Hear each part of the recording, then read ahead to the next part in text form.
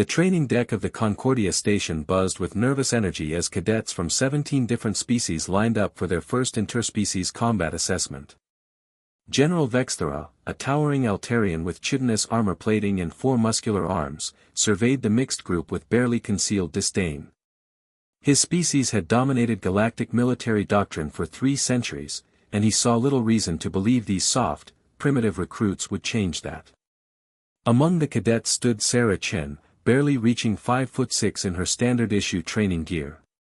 The human contingent was still new to the Galactic Defense Coalition, having joined only 18 months prior after first contact. Most species viewed humans as fragile curiosities, bipedal mammals from a backwater world who somehow managed to achieve faster-than-light travel despite their obvious physical limitations. Today, you will demonstrate basic defensive maneuvers, General Vexthera announced, his translator rendering his clicking speech into standard galactic. Combat is the foundation of all military service. Those who cannot defend themselves cannot defend others. He paced before the assembled cadets, his secondary arms gesturing dismissively. The humans, in particular, will need to understand their place in this hierarchy. Your species lacks natural armor, redundant organs, or enhanced strength. You are here as support personnel, not warriors. Sarah's jaw tightened, but she maintained her rigid attention stance.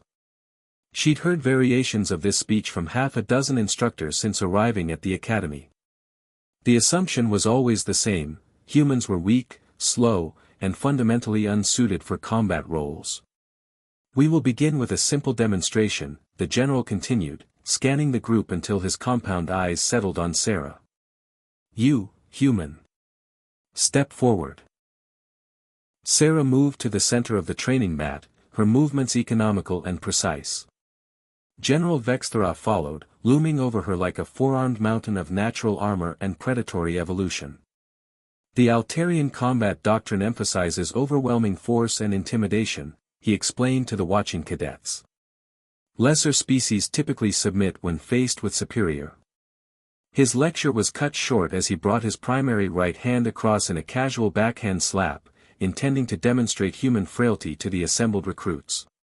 The blow carried enough force to stagger most species, a dismissive gesture meant to humiliate rather than seriously harm. Sarah's response was instantaneous and devastating. Her left hand intercepted his wrist mid-swing while her right hand trapped his elbow. In one fluid motion, she stepped into his space, rotated her hips, and applied precise leverage against the joint. The distinctive crack of breaking bone echoed across the suddenly silent training deck. 4 seconds. That's how long it took for a 5'6" human to completely neutralize a 7-foot Altarian general with 4 arms and natural armor plating. General Vexthera dropped to one knee, clutching his shattered wrist with his remaining functional hand. His translator struggled to render the stream of Altarian profanity that followed. "Sir," Sarah said calmly, releasing her grip and stepping back to attention. "You appear to have sustained an injury. Should I call for medical assistance?" The training deck erupted into chaos. Cadets from various species chittered, whistled, and vocalized their shock in a dozen different ways. Some backed away from Sarah as if she'd suddenly sprouted fangs, while others leaned forward with newfound interest. "How?" Vexthera gasped, his pride warring with genuine confusion. "You have no natural weapons, no armor." "No sir," Sarah agreed. "But humans have been fighting each other for our entire evolutionary history. We developed techniques to overcome stronger, larger opponents because we had to. Leverage, timing, and precision can defeat brute force." As medical personnel rushed onto the deck to treat the general's injury, Sarah continued her explanation to the stunned audience. "Humans might not have claws or armor, but we have something else: adaptability.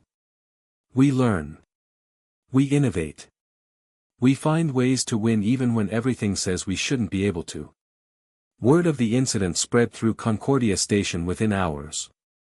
By the next day, human combat instructors were fielding requests from cadets of multiple species wanting to learn the human fighting arts.